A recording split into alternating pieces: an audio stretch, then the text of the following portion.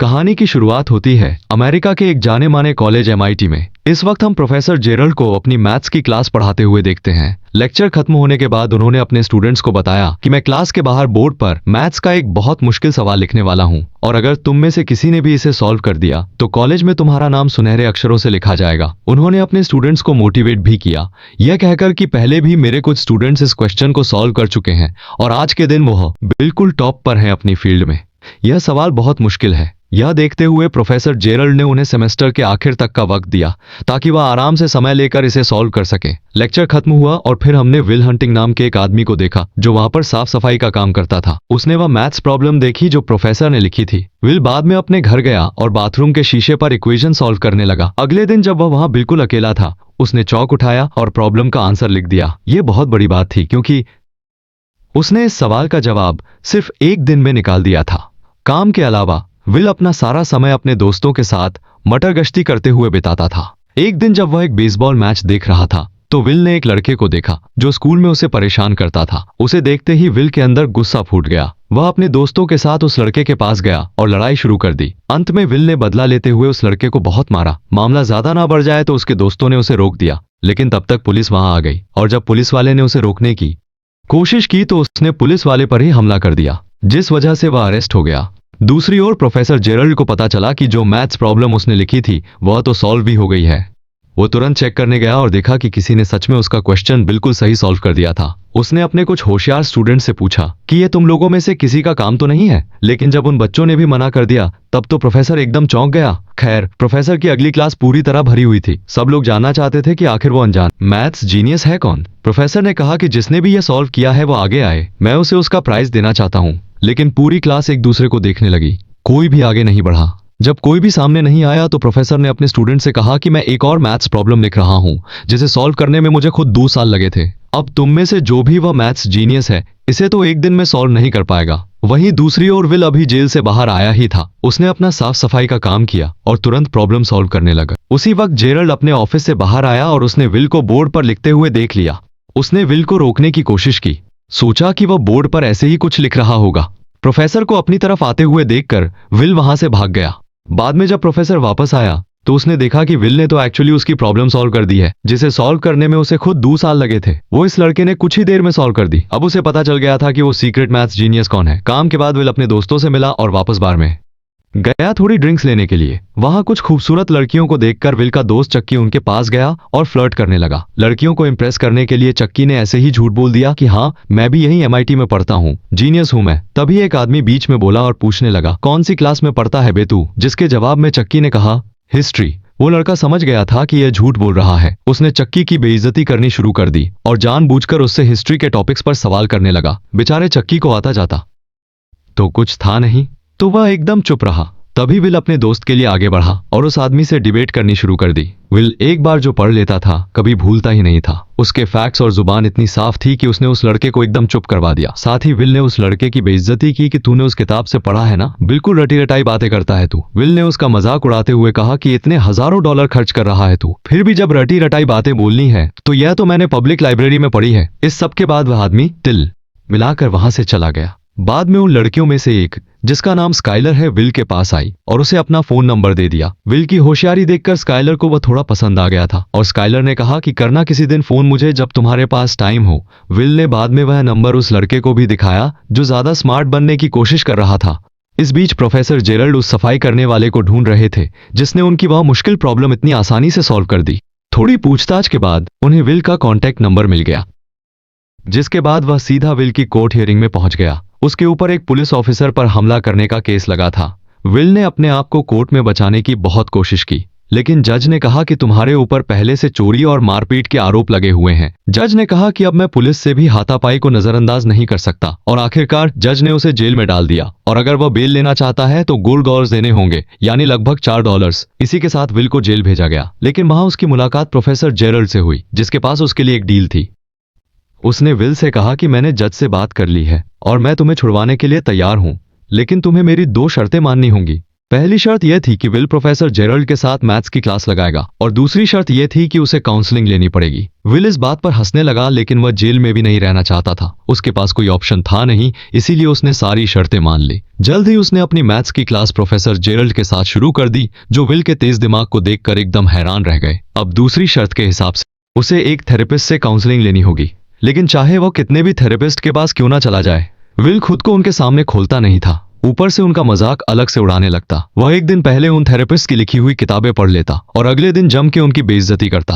आखिरी ऑप्शन के तौर पर प्रोफेसर जेरल्ड ने अपने पुराने दोस्त शॉ मैगवायर से मदद मांगी, जो अब साइकोलॉजी पढ़ाता था। शॉ ने शुरुआत में तो कहा कि मेरे पास फालतू टाइम नहीं है इस सब के लिए, लेकिन जब जेरल्ड ने उसे समझाने की कोशिश की कि वह लड़का बहुत स्पेशल है, अगर सही रास्ते पर नहीं आया ना तो अपनी जिंदगी बर्बाद कर बैठेगा। यह सब सुनने के बाद शॉ आखिरकार मान गया और विल से मिला, जैसा कि उसने अपने पुराने थेरेपिस्ट के साथ किया था। विल ने शॉ की किताब भी पढ़ ली थी और अब वह उनके हिसाब से ही उसका मजाक उड़ाने लगा, लेकिन शू ने पेशेंस रखते हुए विल के साथ एकदम नॉर्मल बातचीत की, बिना उसकी जिंदगी के बारे में कुछ भी पूछे। तभी विल की नजर एक पेंटिंग के ऊपर पड़ी, जो शू ने खुद से पेंट की थी। उस पेंटिंग और कुछ आर्ट बुक्स को देखकर विल शू की जिंदगी के बारे में कुछ भी ऑन्टेशंट बोलने लगा। शू ने फिर भी विल की बातों पर ज्यादा ध्यान नहीं दिया, लेकिन फिर विल शू की पत्नी को भी अपनी बातचीत के टॉपिक में ले आया। उसकी पत्नी का जिक्र होते ही शाह थोड़ा गुस्सा हो गया।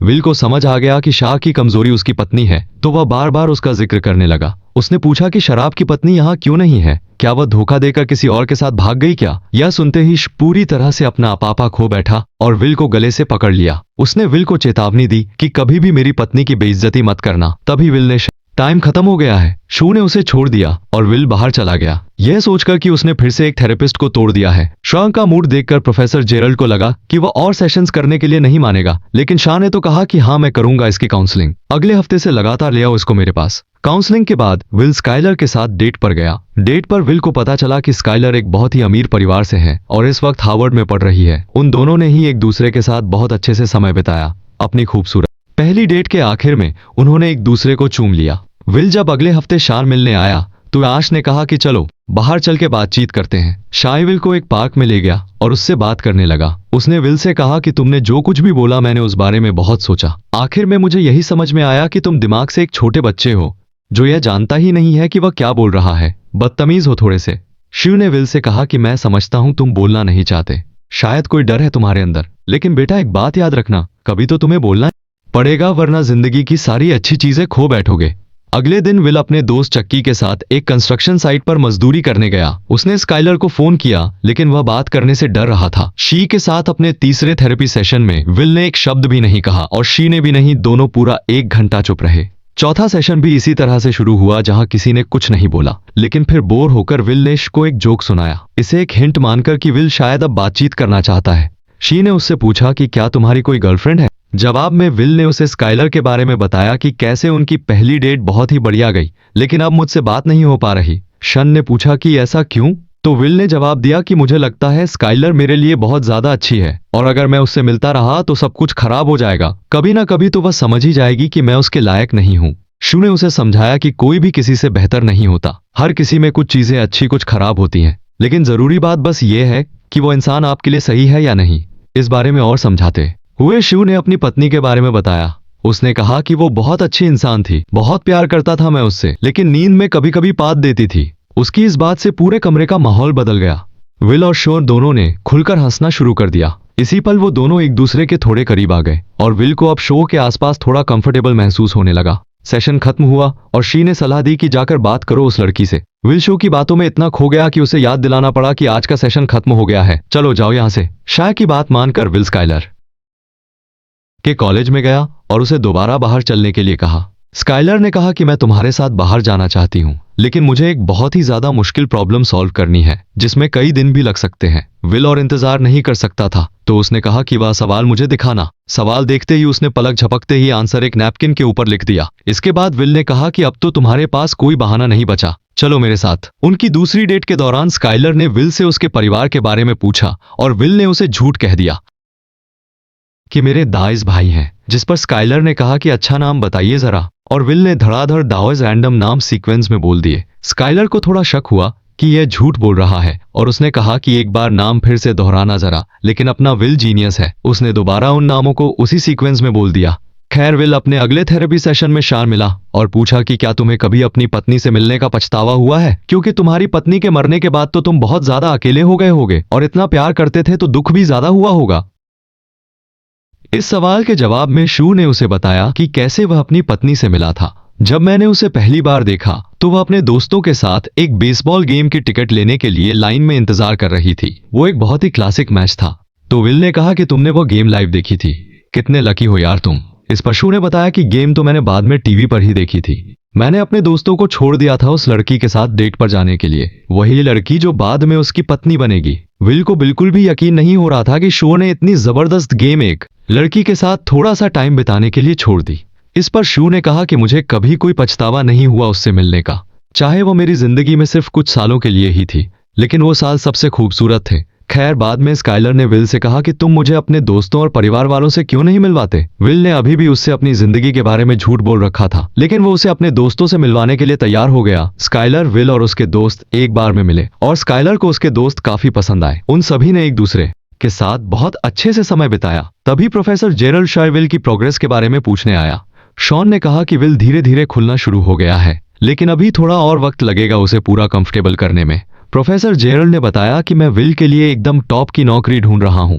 इंटरव्यू तो वो बहुत प्यार से क्रैक कर लेगा, बस उसकी ये दिमागी प्रॉब्लम ठीक हो जाए, फिर उसे मैथ्स की फील्ड में अपना नाम बनाने से कोई नहीं रोक पाएगा। शॉन ने कहा कि तुम उसके बाप हो क्या, जो उसके लिए जिंदगी के फैसले ले रहे हो। जो भी वह लड़का करना चाहता है उसे करने दो, वह जीनियस है। इसका मतलब यह थोड़ी कि बस यही करना पड़ेगा, जबरदस्ती है। लेकिन प्रोफेसर जेरल्ड ने कहा कि वो कुछ और नहीं कर सकता। मैं विल का टैलेंट वेस्ट नहीं होने दूंगा। लेकिन विल को इस तरह की नौकरी में कोई दिलचस्पी नहीं थी, इसीलिए उसने अपने दोस्त चक्की को इंटरव्यू में अपनी जगह भेज दिया। एक रात अपनी जिंदगी के बारे में बात करते हुए स्काइलर ने विल से कहा कि तुम मेरे साथ कैलिफोर्निया चलोगे। स्काइलर की बात सुनकर विल घबराने लगा और बोला कि वो उसके साथ नहीं चल सकता, मेरी सारी जिंदगी यहीं पर है। स्काइलर ने उससे पूछा कि तुम मुझसे प्यार करते हो, मैं जानती हूँ, तो पूरी तरह मेरे साथ आने में इतना डरते क्यों हो, और मुझे कभी कुछ सच भी नहीं बताते। उसने ये भी बताया कि मुझे पता है तुमने झूठ बोला था, तुम्हारे दार्स भाई हैं।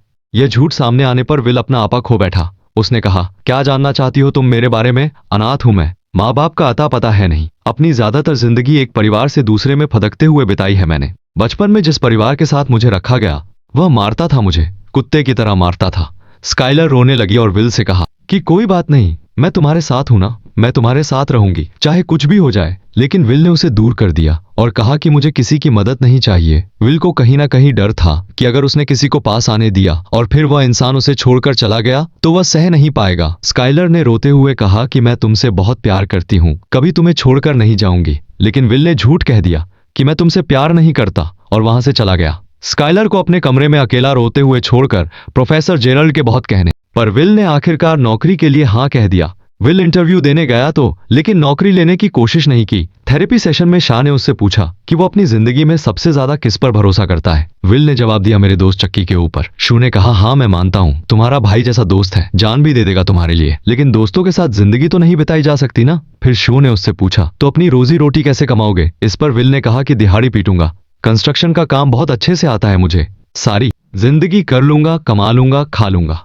इस पर ईश ने विल से कहा कि तुमने सारी उम्र मजदूरी की है तो वो तुम्हारा कंफर्ट जोन बन चुका है, उससे बाहर निकलने से डर रहे हो तुम, और यही डर तुम्हें एक बेहतरीन जिंदगी जीने से रोकेगा। शमू ने उसे यह नहीं कहा कि जेरल्ड जो तुम्हें नौकरी लेने को कह रहा है वह कर लो, बल्कि उसने विल से पूछा कि तुम अपनी जिंदगी में क्या करना चाहते हो। इस पर विल ने मजाक में कहा कि मैं तो भेड़ बकरियां चराना चाहता हूं। यह जानकर कि विल सीरियस नहीं है, शाह ने उसे अपने ऑफिस से निकलने को कहा। उसने कहा कि मैं अपना वक्त बर्बाद नहीं करना चाहता, तुम्हारे पास फालतू टाइम होगा, मेरे पास नहीं है, अगर ईमानदारी से जवाब नहीं देना तो जाओ। इस पर विल गुस्सा हो गया और इश पर चिल्लाने लगा। शाह ने फिर से पूछा कि वो अपनी जिंदगी में क्या करना चाहता है। विल दोबारा से चुप रहा, उसने जवाब नहीं दिया। शो ने उससे कहा, चला जा यहां से, जा। स्काइलर के कैलिफोर्निया जाने से पहले विल ने उसे फोन करके अलविदा कहा। स्काइलर ने एक आखिरी बार कहा कि मैं तुमसे प्यार करती हूँ। विल मुस्कुराया, लेकिन अपने डर की वजह से जवाब नहीं दिया। उसे अभी भी लगता था कि आखिर में तो मेरा दिल टूटना ही है। अगले दिन चक्की से बात करते हुए विल ने कहा कि मैं कोई नौकरी वकरी नहीं लेने वाला, और अब तो स्काइलर भी चली गई। दोनों भाई यहीं पर कंस्ट्रक्शन का काम करेंगे, अड़ोस पड़ोस में रहेंगे आराम से। यह सुनकर चक्की ने अपने दिल की बात कही। उसने विल से कहा कि देख, 10 साल बाद मैं तो यहीं मिलूंगा, लेकिन अगर तू 10 साल बाद यहाँ मिला ना तो मुझे बहुत दुख होगा। चक्की ने कहा कि मेरा एक ही सपना है, सुबह जब मैं तुझे लेने तेरे घर जाता हूँ ना, मेरे दिल से हर रोज आवाज आती है कि काश आज यह साला यहाँ ना मिले।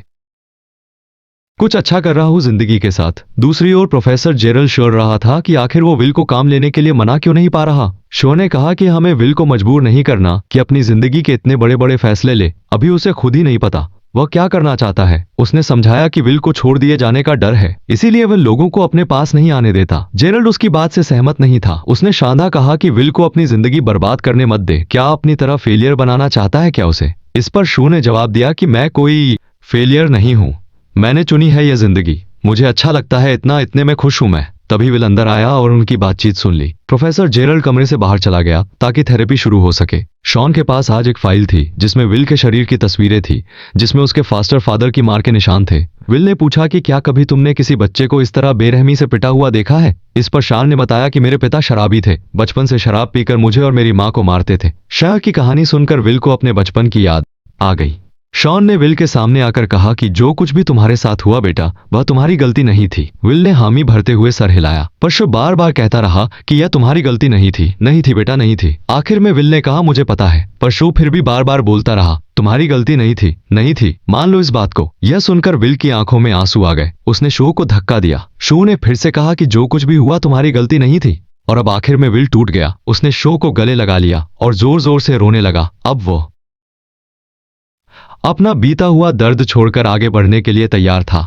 उसने शो उन्हीं नौकरियों में से एक लेगा जो प्रोफेसर जेरल्ड ने उसके लिए तैयार की हैं। इसके साथ उसका आखिरी थेरेपी सेशन खत्म हुआ। विल ने शो पूछा कि अगर बाद में कभी बातचीत करने का मन करे तो आ सकता हूं, जिस पर शो ने कहा कि तुम्हारे लिए हमेशा दरवाजे खुले हैं। जिसके बाद विल ने शो को गले लगाकर अलविदा कहा। उसके अम्मे जन्मदिन पर उसके दोस्तों ने मिलकर उसे एक गाड़ी दी थी। गाड़ी नई तो नहीं थी, पर विल बहुत खुश था इस गिफ्ट से, क्योंकि यह उसके सबसे अच्छे दोस्तों की तरफ से था। उधर प्रोफेसर जेरल शॉ के पास गया और उसे फेलियर बुलाने के लिए माफी मांगी। वह दोनों बिछड़े दोस्त फिर से मिल गए और शॉ ने बताया कि वो वर्ल्ड टूर पर जा रहा है। इतने भी कम पैसे नहीं कमाता, मैं समझा। जब शॉ अपना सामान पैक कर रहा था, विल उसके घर के बाहर कार लेकर आया और उसे ट्रिप के लिए रेडी होते हुए देखा। विल घर के दरवाजे तक गया और शॉन के मेल बॉक्स में एक लेटर छोड़ दिया और फिर वहां से चला गया। इसी बीच चक्की विल को काम पर ले जाने के लिए उसके घर गया। उसने दरवाजे पर नॉक किया, लेकिन कोई जवाब नहीं आया। उसने खिड़की से झांक कर देखा कि विल घर पर नहीं है। चक्की मुस्कुराया और समझ गया कि विल को अपनी जिंदगी में क्या करना है। उसने फैसला कर लिया है। शी को भी विल का छोड़ा हुआ लेटर मिल गया। लेटर में विल ने लिखा था कि वह नौकरी नहीं ले रहा, वो कैलिफोर्निया जा रहा है स्काइलर से मिलने। यह पढ़कर शन मुस्कुरा दिया और अंदर चला गया।